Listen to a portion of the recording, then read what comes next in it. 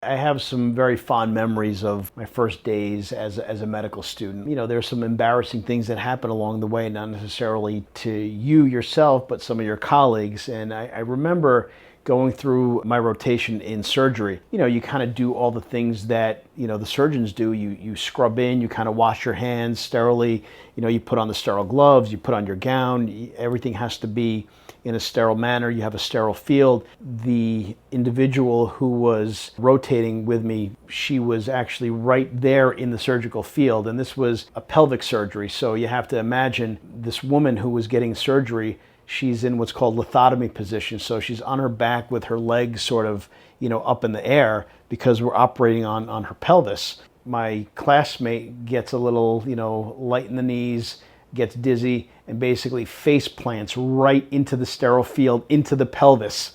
And you can imagine the shock of the surgeon who's doing the surgery. So basically just almost like kicked her out of the way. We had to re-sterilize the entire field. An embarrassing moment, but it does happen, especially if you've never encountered a situation like that. So if you don't like blood, maybe you don't go into medicine.